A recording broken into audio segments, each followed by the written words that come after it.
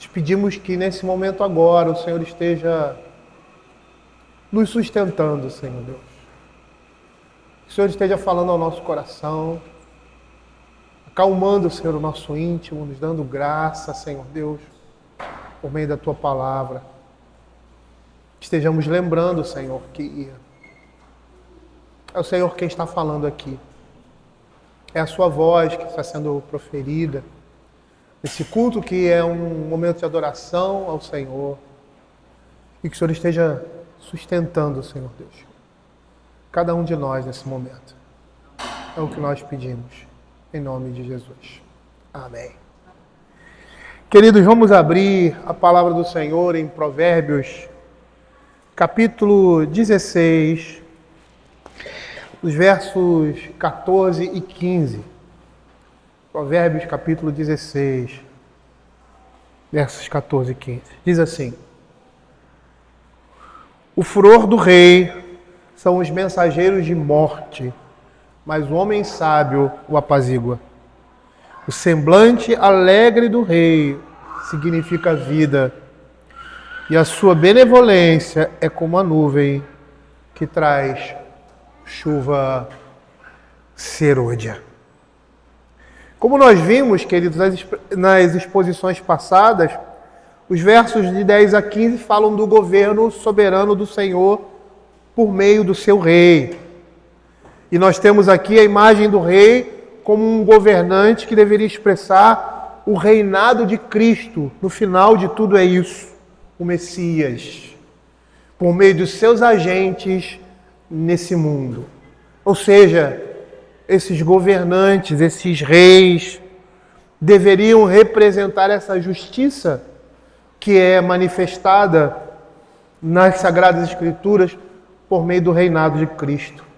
Lá em Romanos, capítulo 13, verso 1, a palavra do Senhor diz assim: todo homem esteja sujeito às autoridades superiores, porque não há autoridade que não proceda de Deus, e as autoridades que existem foram por Ele instituídas. Ou seja, seria o governo soberano de Deus por meio do seu rei. O Senhor celestial mediando a sua justiça na terra por meio de um governo sábio e reto. Essa autoridade superior que nós estamos vendo aqui, ela deveria ser um ministro de Deus para exercer a justiça e o juízo, como nós vimos. Eles deveriam ser os pastores de Deus. Essa é a visão no Velho Testamento. Os governantes, os reis, são pastores do Senhor que apacentam o seu povo, que apacentam os homens. E é muito interessante porque essa é uma linguagem, às vezes, pouco percebida por nós, mas os pastores no Velho Testamento, ou seja, quando os profetas, quando a palavra de Deus se refere aos pastores, eles estão se referindo aos reis, aos governantes. E perceba que esse é um dos ofícios de Cristo. Profeta, sacerdote e rei. Lá em Isaías 44, nós vemos essa expressão sendo aplicada a um rei ímpio que, por instituição divina, estaria abençoando o povo de Deus. Lá em Isaías 44, verso 28, quando a Escritura fala sobre Ciro, ela diz assim: que digo de Ciro? Ele é meu pastor e cumprirá tudo o que me apraz. Que digo também de Jerusalém? Será edificado e do templo será fundado. O profeta Jeremias, ele reserva especificamente, ou literalmente, um capítulo e meio, mais ou menos, ou 2 capítulos, se eu não me engano, a respeito dos pastores de Israel. E ali o texto se refere aos reis de Israel. Então perceba que esse ministro, como a Escritura mesmo diz, tem no governo do Messias Rei o alvo de justiça, cuidado e bem-estar da sociedade. Nesses versos, nos versos 14 e 15, nós vamos perceber que o poder do rei abrange todas as medidas para impor a lei E é isso que nós vemos lá em Romanos capítulo 13, versos 3 e 4, quando diz assim: porque os magistrados não são para temor quando se faz o bem, e sim quando se faz o mal. Queres tu não temer a autoridade, faze o bem, terás louvor dela, visto que a autoridade é ministro de Deus para o teu bem. Entretanto, se fizeres o mal, teme, porque não é sem motivo que ela traz a espada.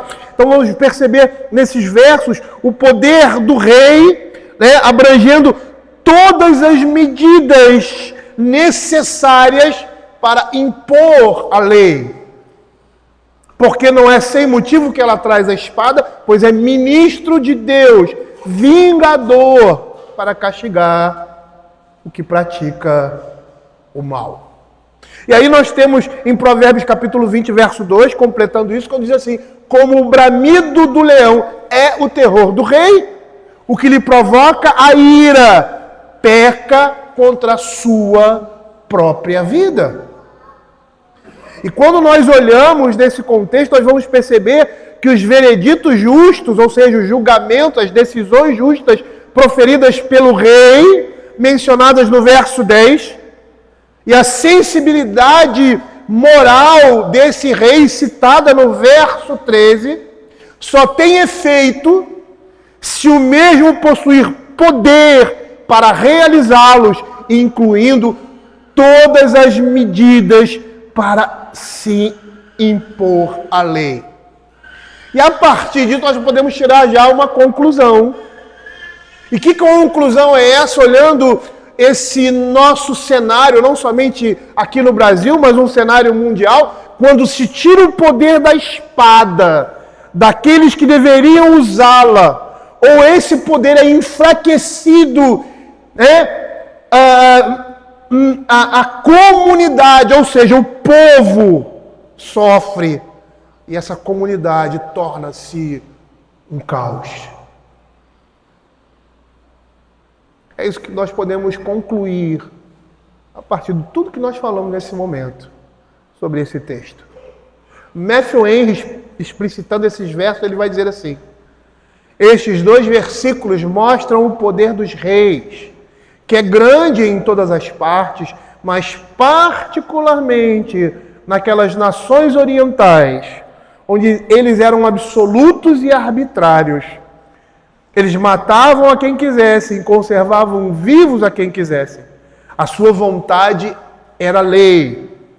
Temos razões para dizer a Deus, pela feliz constituição do governo sobre o qual vivemos, que mantém a prerrogativa do príncipe, sem nenhuma mácula, a liberdade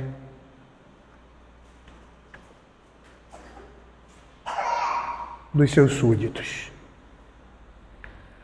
É por isso que esse verso ele vai começar com essa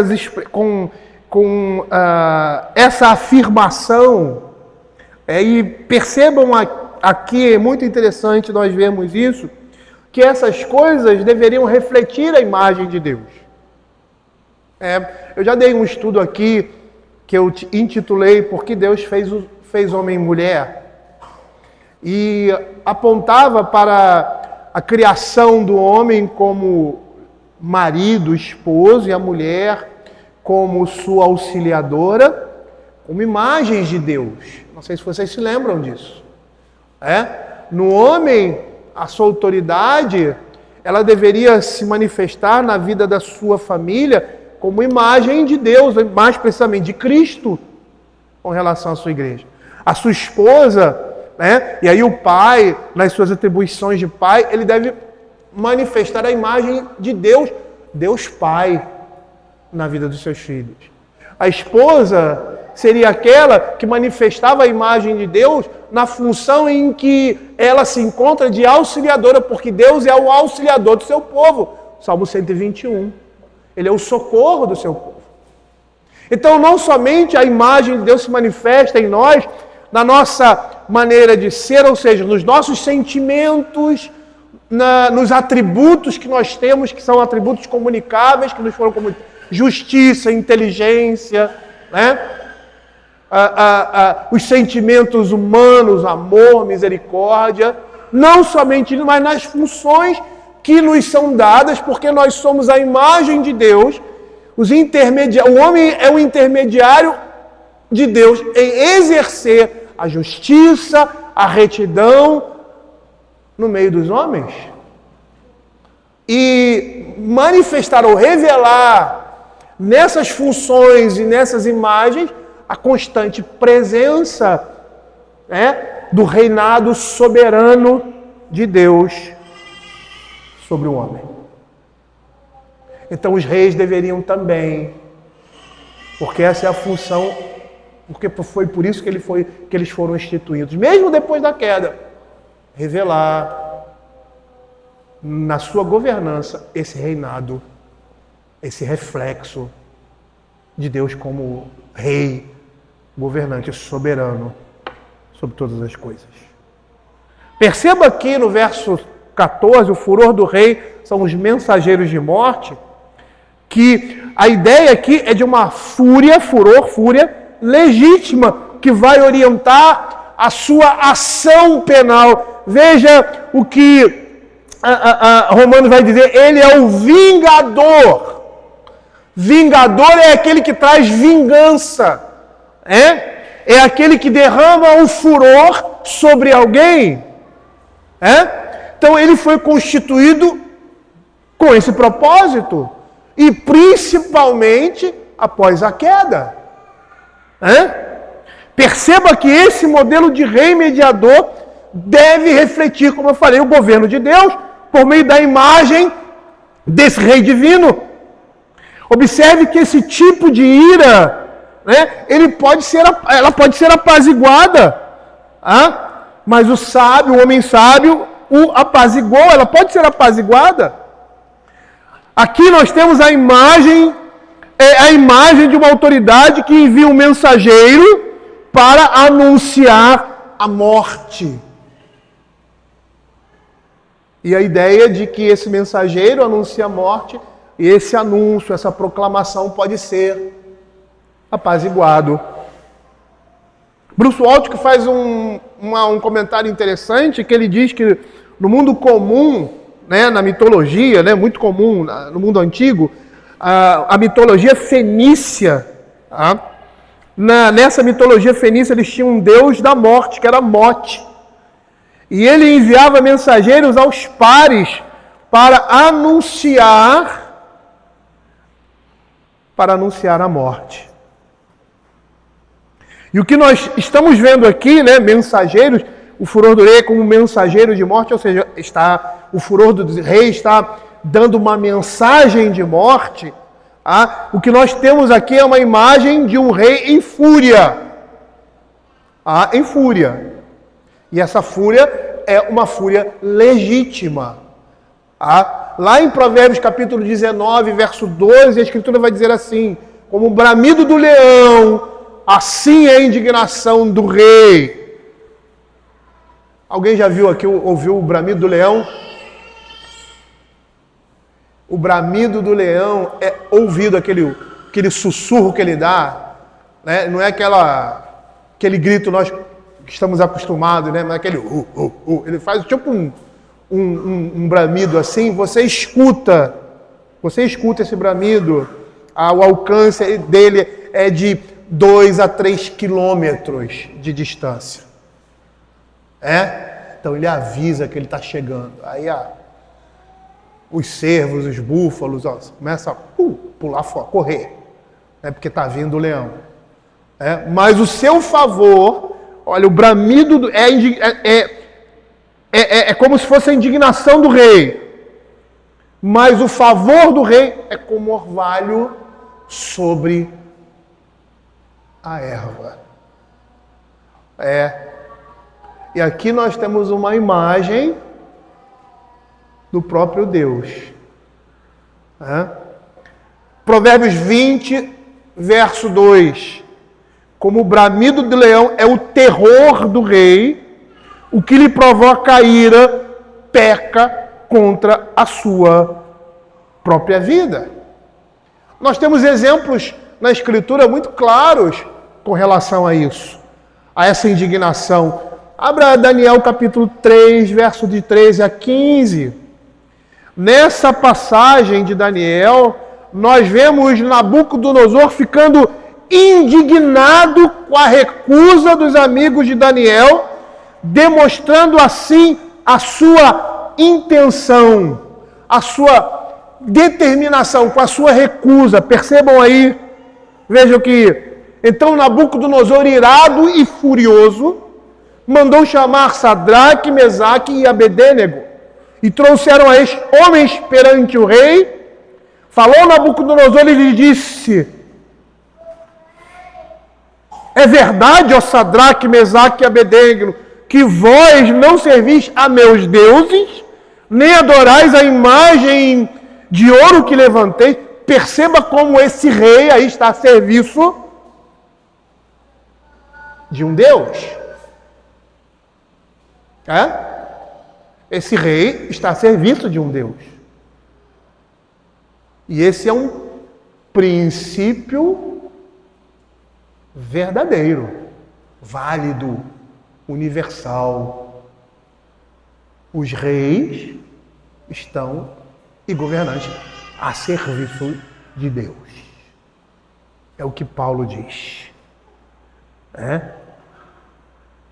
Aí ele diz assim: que vós não servis a meus deuses, nem adorais a imagem de ouro que eu levantei. Agora, pois, estáis dispostos, e quando ouvires o som da trombeta, é interessante, porque no mundo nós não podemos fugir à realidade da criação. Por mais que o homem rejeite o conhecimento de Deus, o homem não pode fugir a essa realidade. Não existe uma outra realidade possível. Até mesmo nas deturpações, nas corrupções, no erro depravado, nós vamos ver nesse erro depravado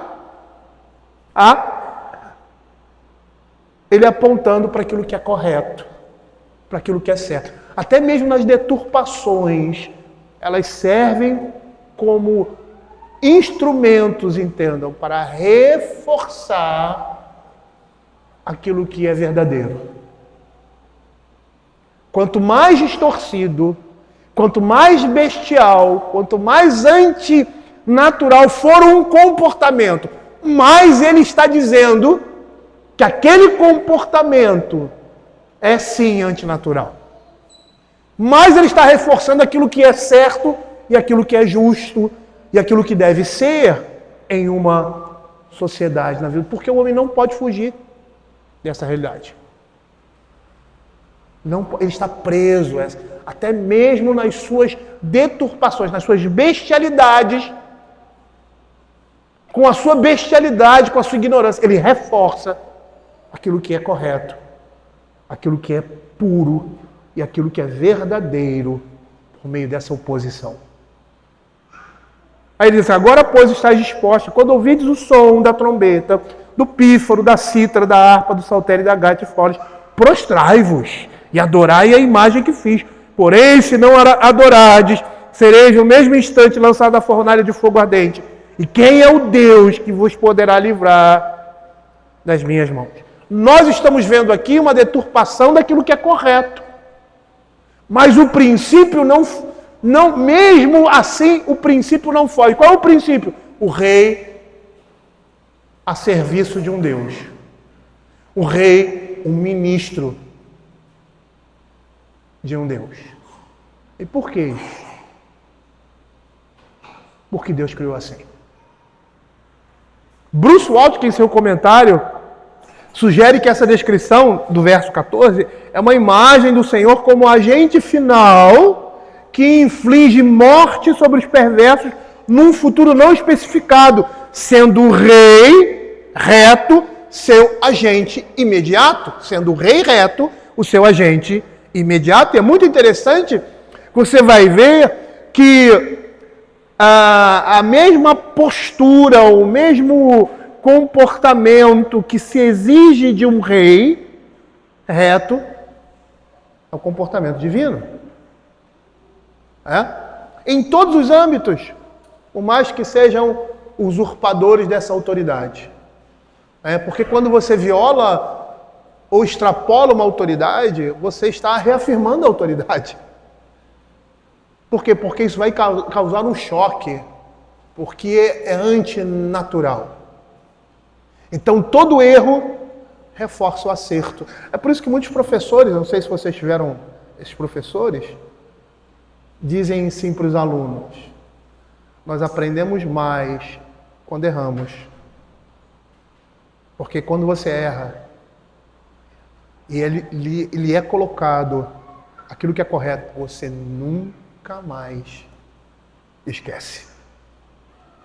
E você não esquece por quê? Por causa do erro. Por causa da fuga da norma. E das consequências que ela traz.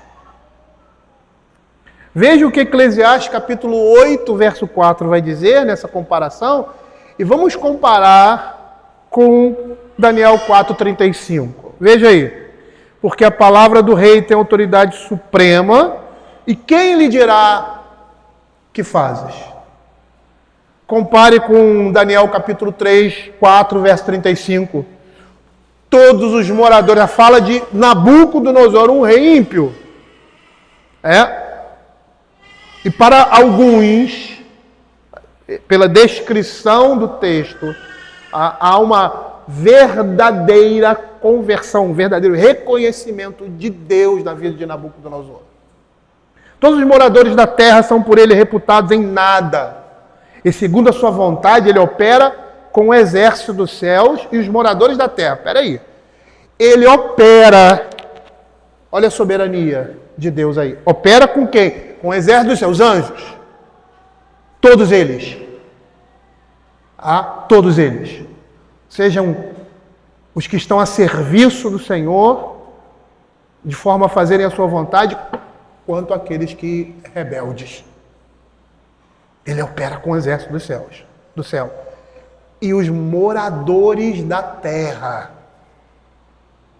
Então, na sua soberania, ele trabalha com todas essas coisas e ninguém pode dizer a ele, o que ele faz.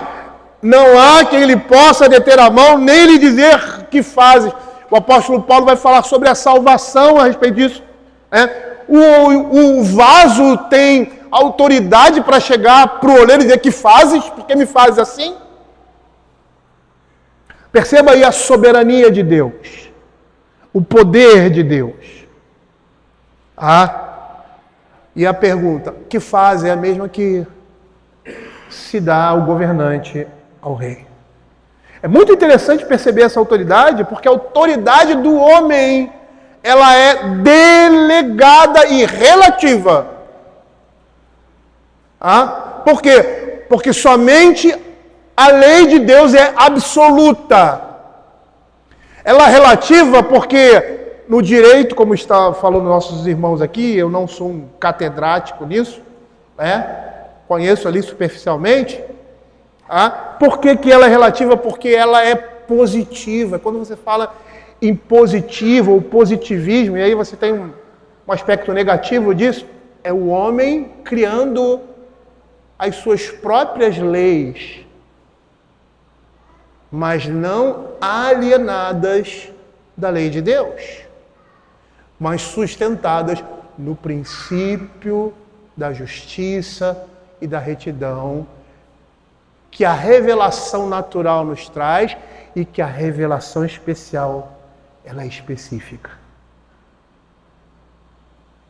Por isso a lei do Velho Testamento permanece.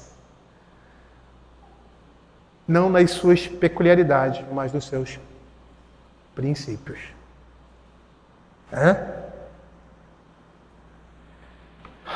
Então, essa autoridade do homem é delegada por quem? E é relativa por quê? Porque a lei é absoluta e o governo absoluto é divino.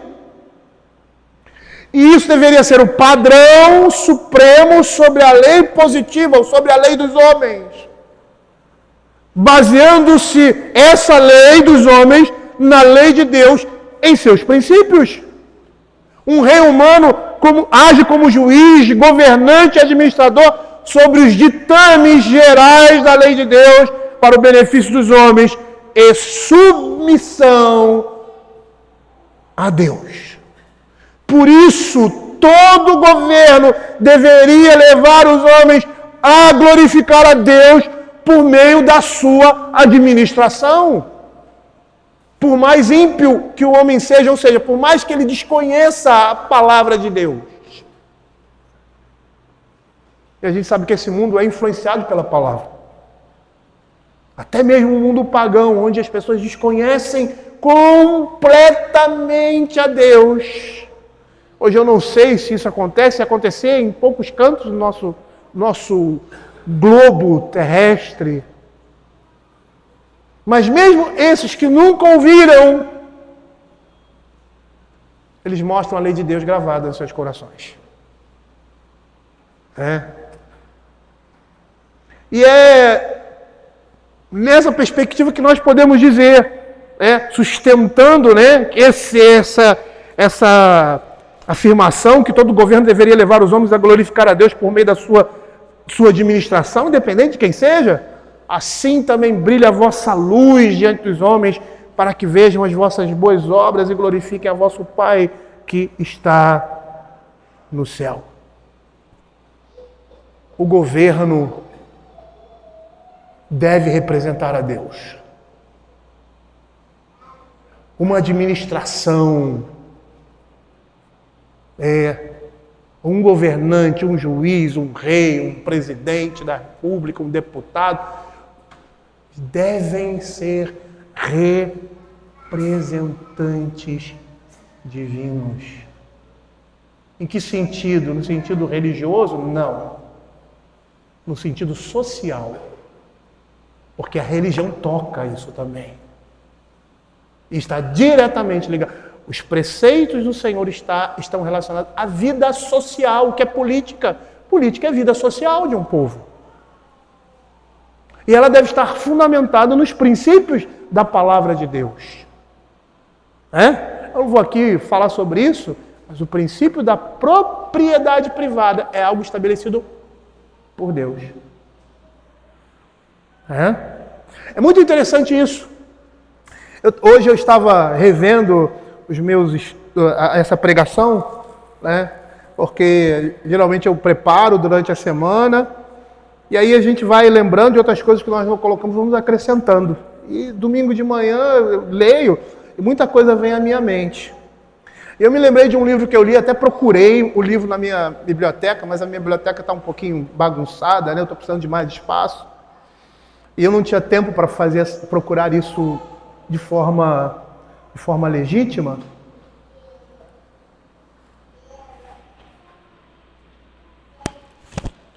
E eu me lembrei desse livro que fala sobre a crucificação. E era muito interessante, esse é um autor, ele é um autor conhecido, eu não vou citar aqui quem é para não errar, mas eu tenho a lembrança, mais ou menos de quem seja, mas eu não vou citá-lo porque eu não quero errar. Ele fala é um livro que fala só sobre a crucificação do Senhor Jesus. Do início ao fim, ou seja, momentos antes e momentos depois. E ele se posiciona no tribunal humano. Ele diz assim, Jesus precisava passar por um tribunal humano representando o tribunal divino. E nessa representação, ele deveria ser reconhecido como... Isso é o que eu estou dizendo a partir da leitura. Ele não diz isso literalmente. Mas ele fala isso nas entrelinhas. Ele deveria passar por todos esses tribunais e ser reconhecidamente justo. Ou seja, nesses tribunais, ele não poderia ser considerado culpado, porque no tribunal divino ele não era culpado. Então levam ele para quem?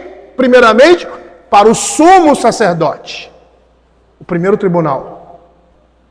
E a Escritura vai dizer que as acusações feitas para Jesus, entre eles, não tinham sentido. Então eles não poderiam tomar nenhuma decisão. Aí jogam ele para quem? Para o rei dos judeus, Herodes. Herodes já queria conhecer Jesus há muito tempo. Não vou traçar detalhes aqui, né? Mas era um homem que estava, vamos dizer, caçando Jesus, querendo conhecê-lo. E aí chega diante de Herodes, que é o rei dos judeus, e Herodes não o condena. Por quê? Porque não vê nada que possa condená-lo. E é interessante que o texto da Escritura deixa isso bem claro.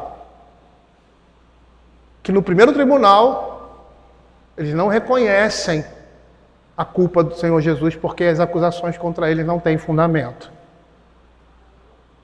Diante de Herodes, também. Ele manda para quem? Para o governo maior. Então, os judeus, eles tinham um governo religioso e um governo político. Separando assim, porque o governo religioso deles era político também. Mas quem era esse governo religioso? O sacerdote, o sinédrio. Quem era o governo político? Herodes, o rei de Israel. E aí, manda para quem? Superior. Quem é o superior? O tribunal romano. E nesse tribunal, o que Pilatos diz? Eu não vejo culpa de sangue nesse homem. Mas o que ele faz? Ele o condena. No tribunal divino, o tribunal divino estava sendo manifestado ali, por meio daquelas situações. Porque no tribunal divino, o Senhor é tido como justo, mas ele é condenado. Por quê? Porque ele estava representando a mim e a você. Deveria se tornar notório nesse tribunal humano, como representação do tribunal divino, a santidade, a pureza e a integridade de Cristo. Mas ele é condenado no tribunal divino e essa representação está aqui nesse tribunal humano, porque ele estava o quê? Representando a nós, o seu povo. E até mesmo diante do povo, ele é condenado. Porque quando Pilatos coloca Jesus ali, né, e Barrabás, ele queria se livrar da responsabilidade de condenar um homem justo. Mas pela pressão política, e quem o condena? A última instância, o povo. Quando diz crucificam. E aí tem uma expressão latina, vox populi, vox dei, que muitas vezes é um cântico de Atos, eu acho que é uma cantata de Atos. E aí nesse cântico ele diz que nem sempre a voz do povo é a voz de Deus. Mas ali a voz do povo representava a voz de Deus. Porque era a vontade de Deus que o Senhor Jesus morresse em nosso lugar. Ele foi condenado num tribunal humano, porque ele já havia sido condenado e preparado pelo tribunal divino para assumir o pecado e a condenação do pecado no nosso lugar, que era a morte.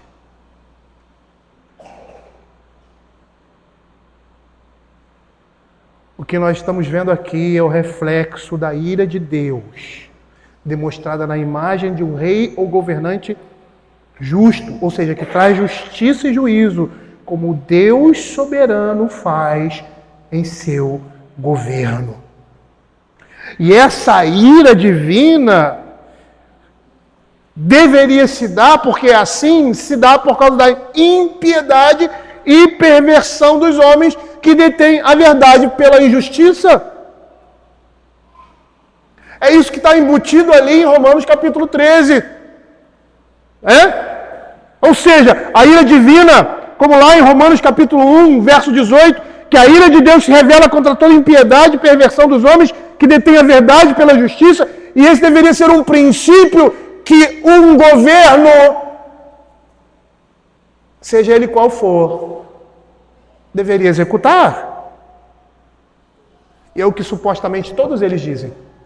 Até aqueles governos que são tirânicos. E por serem tirânicos, eles são ilegítimos. Os homens deveriam ser o governo, por causa da criação e do propósito divino para o homem, buscar essa mesma ordem cósmica no mundo dos homens, ou seja, essa ordem natural contra a impiedade, perversão, contra a falsidade, ou seja, a injustiça. E por isso eles deveriam moldar a revelação que eles têm de Deus, ou seja, a revelação natural, para apaziguar e retardar a ira de Deus. Seja essa revelação natural, seja a especial que em Cristo desvia a ira de Deus de nós, trazendo entre nós paz com Deus. O apóstolo Paulo, lá em 2 Coríntios, capítulo 5, verso 20, ele vai dizer que essa é a função dos embaixadores, dos ministros de Cristo, de sorte que somos embaixadores em nome de Cristo, como se Deus exortasse por nosso intermédio, em nome de Cristo, pois rogamos que vos reconcilieis com Deus. Então, nessa perspectiva, os pregadores do Evangelho são também mensageiros de morte da parte de Deus. Por quê? Porque, por um lado, ele proclama a reconciliação por meio de Cristo, e, por outro lado, eles proclamam a morte para aqueles que rejeitam a Cristo. Foi o que nós vimos na pregação anterior, quando diz que se um homem não arrancar os olhos, o braço, a perna, será lançado no inferno. Essa é a mensagem do Evangelho. E nós falamos que essa mensagem está contida no Evangelho. E que deve ser proclamada. Para que os homens fujam do castigo e da ira de Deus. Da mesma forma que as punições numa sociedade são apregoadas e são ditas para que o homem não venha a cometer um crime e a passar por um encarceramento ou por qualquer consequência de um ato mau. Veja esse caráter de mensageiro de morte em 2 Coríntios capítulo 2, verso 14 a 16. Diz assim: graças, porém, a Deus que em Cristo sempre nos conduz em triunfo e por meio de nós manifesta em todo lugar a fragrância do seu conhecimento, porque nós somos para com Deus o bom perfume de Cristo, tanto nos que são salvos como os que nos se perdem.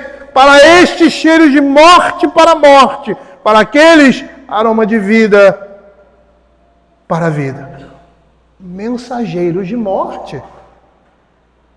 Por isso o castigo e a ira de Deus está sobre o homem comum. Por quê?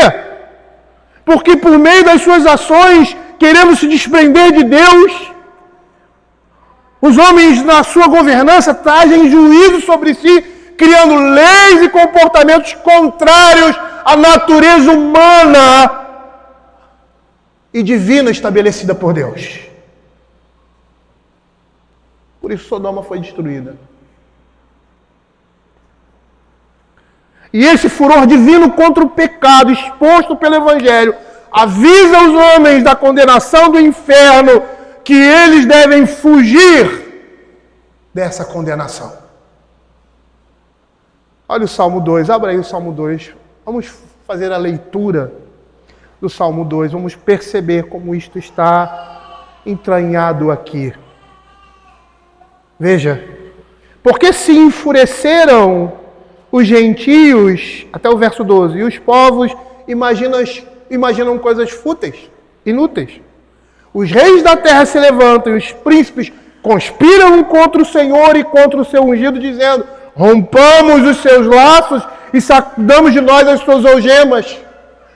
E nós poderíamos dizer, sem sombra de dúvida, mesmo que o texto não esteja direcionando para isso, nós podemos concluir que quando reis e governantes estabelecem leis que são contrários a esses princípios, eles estão rompendo esses laços e suas algemas.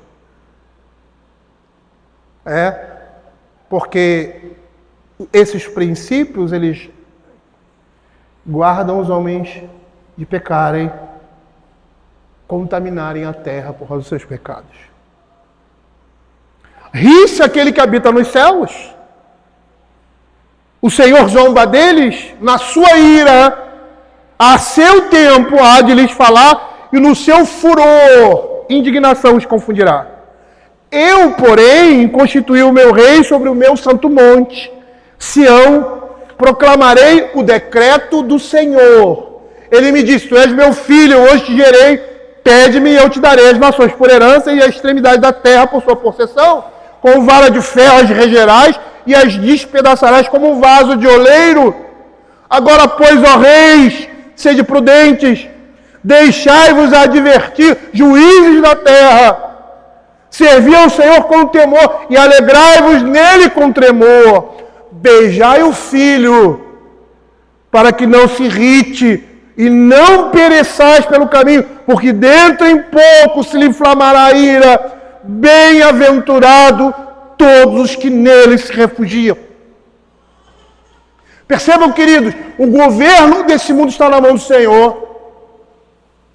E nesse governo existem pessoas legitimamente colocadas e ilegitimamente colocadas. E independente dessa legitimidade ou não, eles devem proclamar os decretos do Senhor. Os seus princípios, esses princípios devem nortear a sociedade. Porque quando não norteiam a sociedade, a ira de Deus estará sobre essa sociedade, em especial sobre esses homens. Principalmente aqueles que são ilegítimos. Mas veja aqui a Escritura dizendo: mas o homem sábio o apazigua, ao contrário do que nós vemos na Escritura com relação à ira do marido que nunca se apaga, do marido ciumento, ou seja, do marido que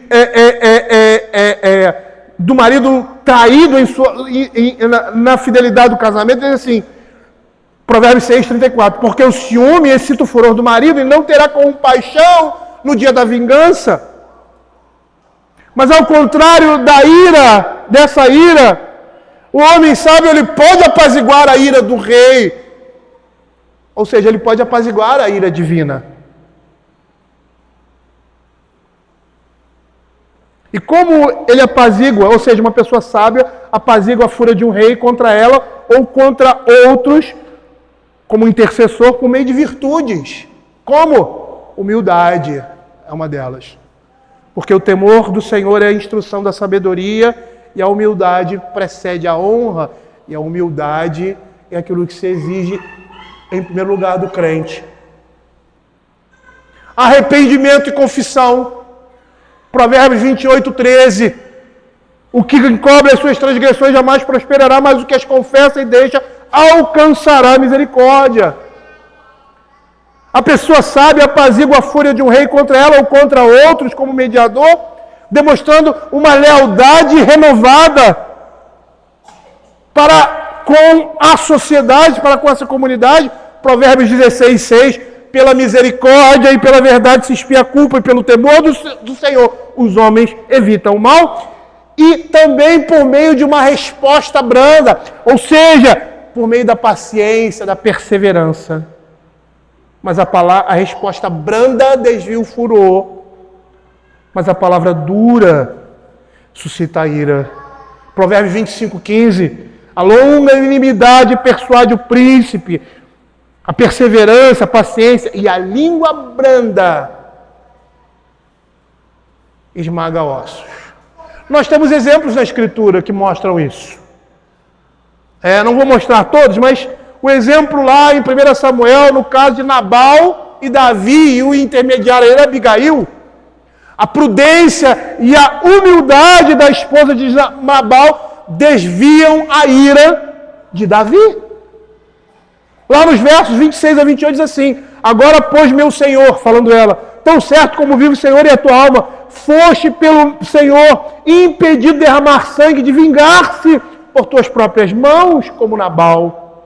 Sejam os teus inimigos e os que procuram fazer o mal, como Nabal, sejam os teus inimigos e os que procuram fazer mal ao meu Senhor. Este é o presente que trouxe a tua serva, a meu Senhor, seja ele dado aos moços que seguem ao meu Senhor. Perdoa a transgressão da tua serva, pois de fato o Senhor te fará casa firme, porque peleja as batalhas do Senhor e não se ache mal em ti por todos os teus dias. Vejam que são esses princípios aqui que nós acabamos de falar, que fez com que Davi não irrompesse em ira contra Nabal. O caso de Jonatas também, E aí nós temos intermediários, com Saul falando em favor de Davi, lá em 1 Samuel, capítulo 14, verso 4 e 6, por meio da sua sabedoria, Mas o homem sábio apazigua. Veja aqui, então Jonatas, 1 Samuel 19, 4 a 6, falou bem de Davi a Saul, seu pai, e lhe disse: não peque o rei contra o teu servo Saul, Davi, porque ele não pecou contra ti, e os seus feitos para contigo têm sido muito importantes. Arriscando ele a vida, feriu os filisteus e efetuou um grande livramento a todo Israel. Tu mesmo viste e te alegraste, porque pois pecarias contra sangue inocente, matando Davi sem causa? Saul atendeu a voz de Jonatas e jurou: tão certo como vive o Senhor, ele não morrerá. Jonatas chamou a Davi, contou-lhe todas essas palavras e o levou a Saul, e este esteve perante este como dantes. Perceba que esse mediador aí fez com que os ânimos se apaziguassem e que por um determinado momento agora eles estivessem em harmonia. Jonatas, pela sua humildade, lealdade à comunidade, pelos feitos de Davi, paciência e sabedoria, desvia o furor do rei contra Davi.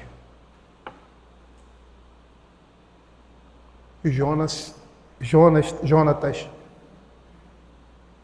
aqui, como Abigail e outros textos da Escritura que eu poderia mostrar, paralelamente, eles fazem aquilo que o ministro faz. Sendo esse instrumento de Deus ao povo.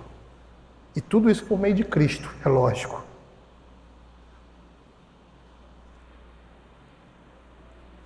Veja o verso 15, eu vou passar rapidamente pelo verso 15, pretendo. O que o semblante alegre do rei significa vida, e a sua benevolência é como a nuvem que traz chuva serôdia, ou seja, o rei na sua administração, ele deve representar em tudo o governo soberano de Deus. O verso 15 aqui completa essa motivação para se comportar com retidão e falar a verdade, a fim de escapar da fúria do rei, com a motivação positiva de obter o favor do rei. É muito interessante que nós vamos ver um exemplo contrário, mas que reforça isso, que é o caso de Amã com Assuero, lá no capítulo 7, verso de 1 a 7. Eu não vou ler todo o texto, mas houve uma festa promovida por Esther, e tinha sido tudo planejado, e Esther faz um pedido ao rei, e o rei se indigna. E ela diz que o responsável por tudo aquilo é Amã.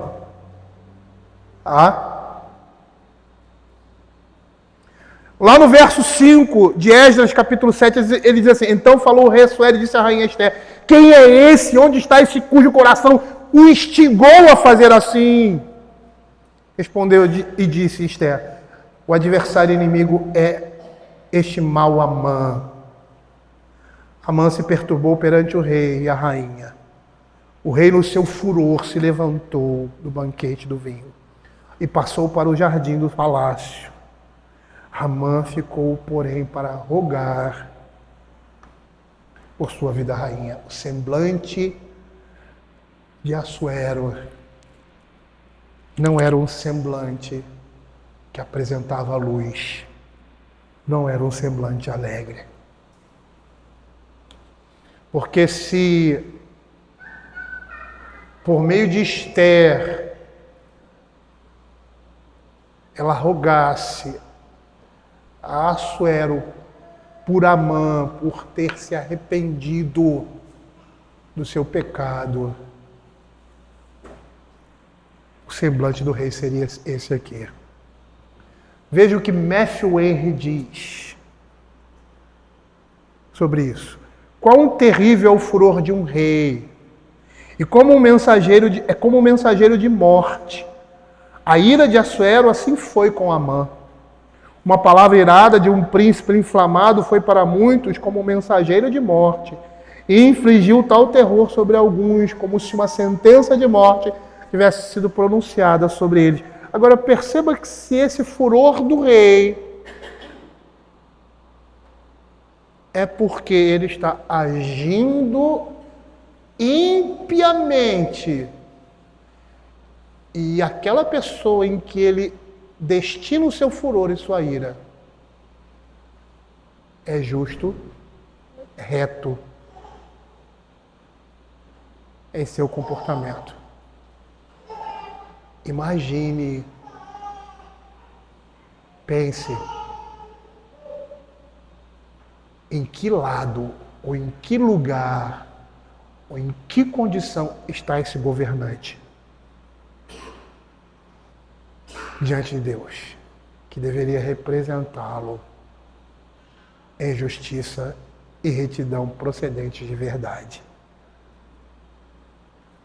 Continuando, Matthew Henry, ele diz: certamente é um homem muito sábio, que sabe como aplacar o furor de um rei com uma palavra adequadamente pronunciada, como Jonatas certa vez aplacou a ira de seu pai contra Davi. Um súdito prudente pode às vezes aconselhar a um príncipe enfurecido e dessa forma acalmar seus ressentimentos. Da mesma forma, a ira divina é apaziguada por meio da brandura da mensagem de paz do Evangelho em Cristo Jesus. E é isso que Efésios capítulo 2, verso 13 vai dizer, quando diz assim: mas agora em Cristo Jesus, vós que antes estáveis longe, fostes aproximados pelo sangue de Cristo, porque Ele é a nossa paz, o qual de ambos fez um, e tendo derribado a parede de separação que estava no meio, a inimizade, aboliu na sua carne a lei dos mandamentos na forma de ordenanças, para que os dois se criassem em si mesmo um novo homem, fazendo a paz, e reconciliassem ambos em um só corpo com Deus, por intermédio da cruz, destruindo por ele a inimizade, e vindo evangelizou paz a vós outros que estavam longe, paz aos que também estavam perto, porque por ele ambos temos acesso ao Pai em um Espírito, assim já não sois mensageiros e peregrinos, mas concidadão dos santos e sois família de Deus. É por isso que o Senhor Jesus, em sua primeira estada aqui entre nós, ele não veio como juiz. Ele disse: eu não vim esmagar a cana quebrada, nem apagar o fiozinho de luz que ainda existe na lâmpada, a torcida que fumega.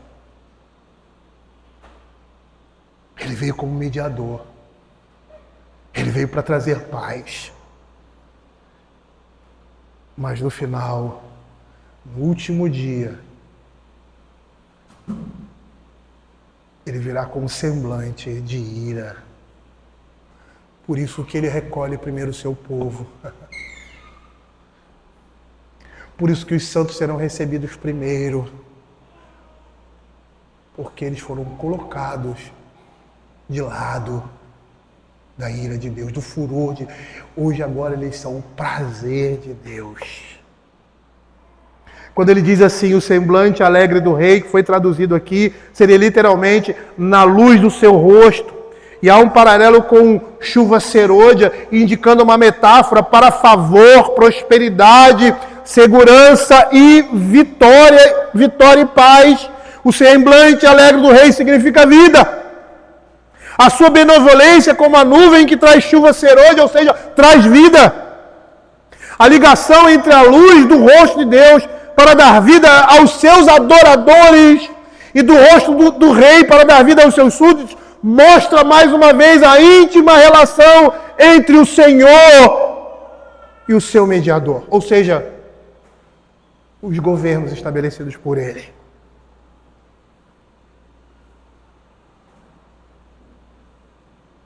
Por isso esse mundo está em juízo também.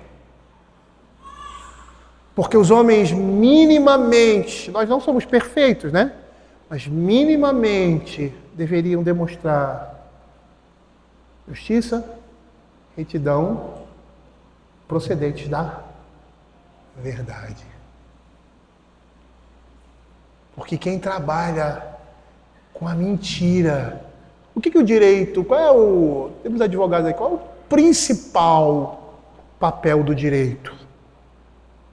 É estabelecer o quê? A verdade. É lógico que na defesa de alguém, mas é estabelecer a verdade. Ou trazer justiça devida. Porque um bom advogado, quando está defendendo um criminoso, ele não vai, um criminoso notório, não é isso que acontece. Ele não vai querer a sua inocência. Ele quer justiça. Não a justiça que o réu, ou seja, que a vítima pretende, mas uma justiça reta. Porque a vítima sempre vai querer impor mais, na sua natureza humana, impor mais peso daquilo que lhe é devido. É sempre assim, quando alguém peca com a gente não perdoa. A gente quer a vingança. A reparação, justo? Mas a gente sempre quer um pouco mais.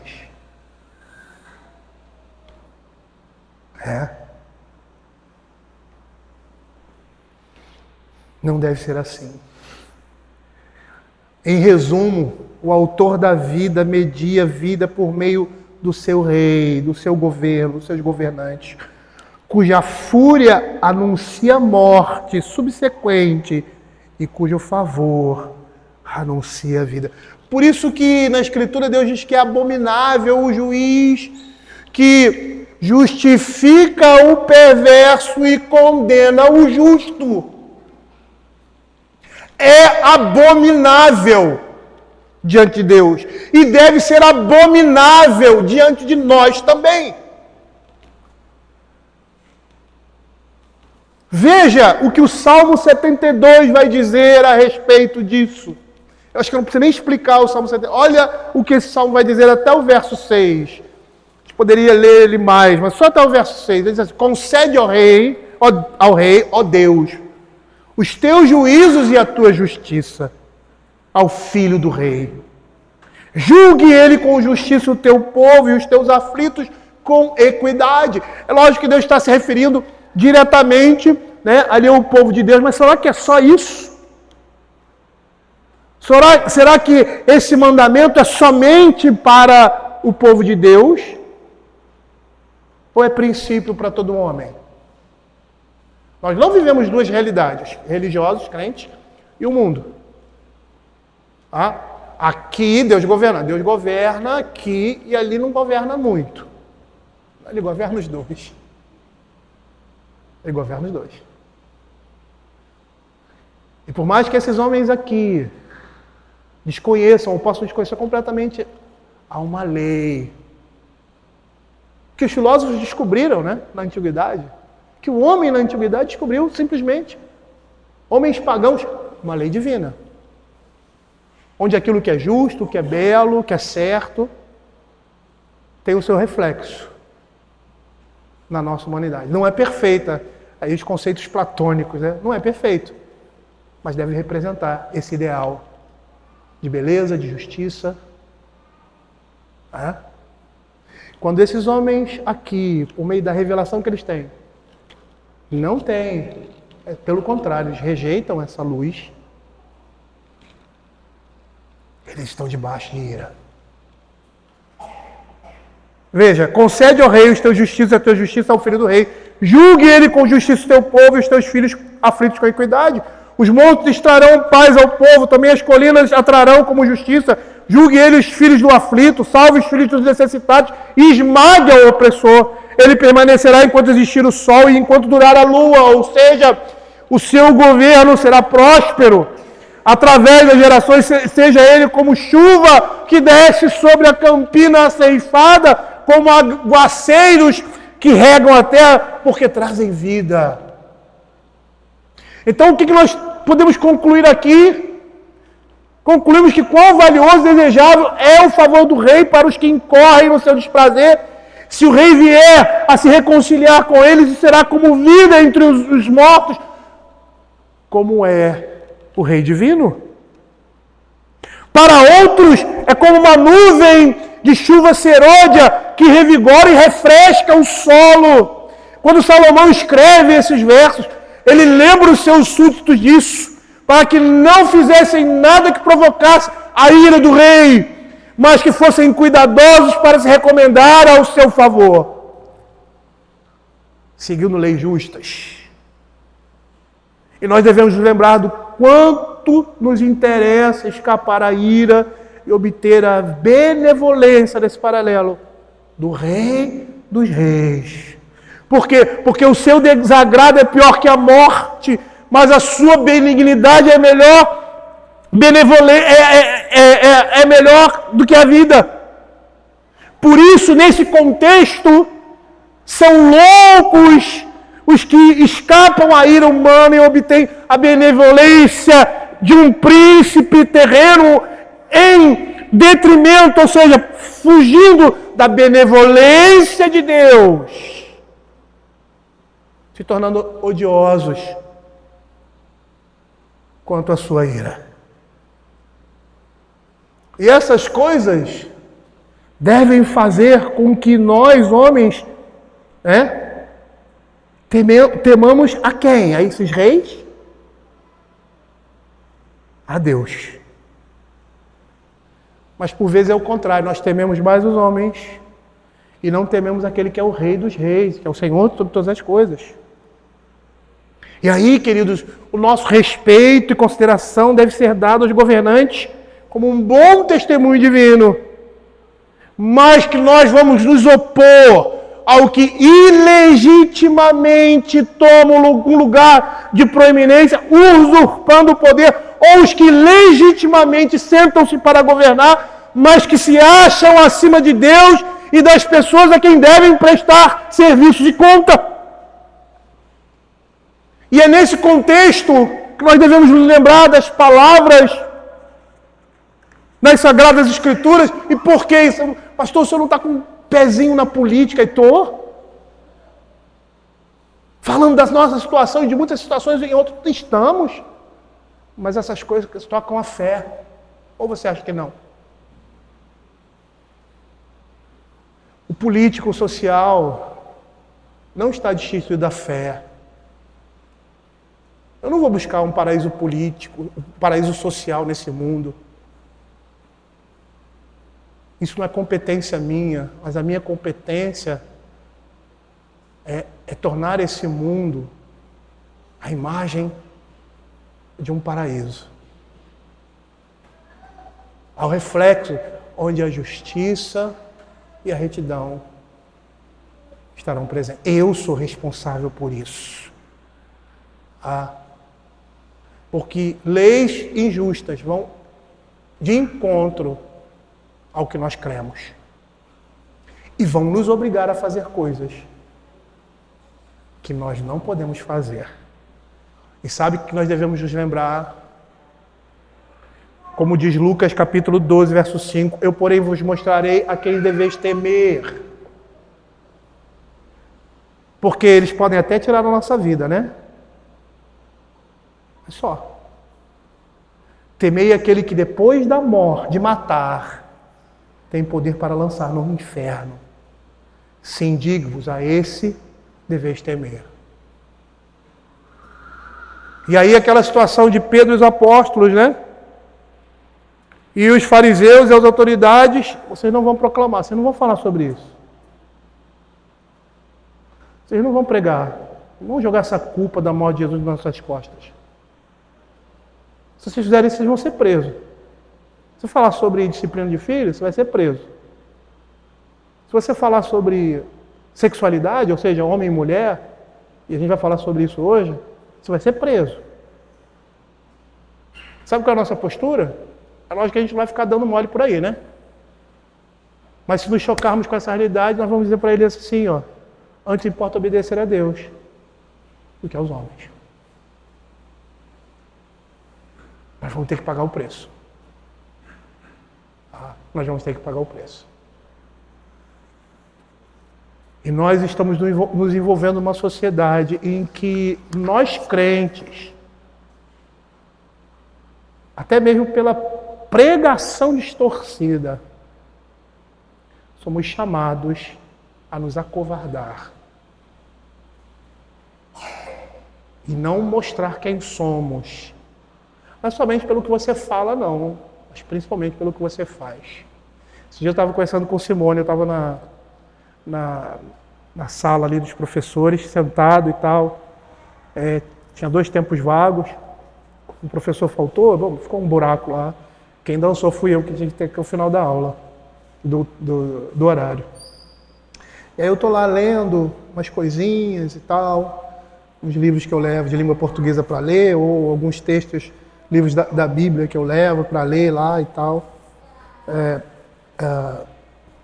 E aí chegaram 3 professores, sentaram mais à frente e começaram a falar um monte de besteira lá, sobre questão de economia, política, falando de capitalismo e tal. Aí eu falei nada, fiquei calado. Estavam sentados lá, minha esposa, por que você não falou? Por que você não se manifestou? Eu falei, Simone, olha, sinceramente, não deu vontade. Porque eu não estava inserido no assunto, na conversa, entendeu? E às vezes não vale a pena você falar sobre determinadas coisas. Realmente, às vezes, não vale a pena, você tem que ter sabedoria para falar. Porque as pessoas sabem do seu posicionamento. Elas conhecem. Pela sua postura, pelo seu comportamento. É por isso que a Escritura vai dizer, quando alguém pedir para você sobre a sua esperança de vida, porque ele vai ver alguma coisa, você vai falar. Você vai e prega a palavra de Deus. Eu, quando era militar, o meio militar é meio complicado, né? E eu, bem jovem, aprendi que eu não podia falar do evangelho para eles em grupinho. Porque quando estava lá, a gente conversando, era chacota. E eu não sou bobo, né? Eu não estou aqui para ficar passando chacota na frente de ninguém. Não nessa situação. E o que eu percebi? Eu percebi que eu tinha que falar, mas separado, em grupos menores. Ou quando você via que as pessoas davam condição. Aí você entrava. E é interessante que, geralmente, quando eles tinham um problema ou queriam falar alguma coisa, uma vez eu estava sentado lá no alojamento, na hora do almoço, estava arrumando os negócios lá, e o cara sentou do meu lado aqui. Ele começou a conversar comigo. E eu comecei a falar do evangelho para ele. Eles sabiam aonde eles podiam ir, se eles quisessem ouvir alguma coisa.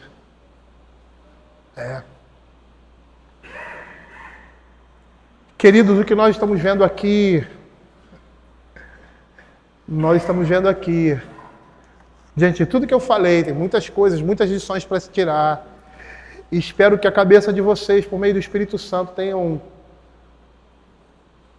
conseguido perceber e que Deus esteja trabalhando na mente de cada um, para que diante de tudo que nós estamos vendo, a respeito do que nós falamos aqui, do governo desse mundo, que está debaixo do governo de Deus, nós possamos saber agir de forma que agrade ao Senhor e glorifique o seu nome.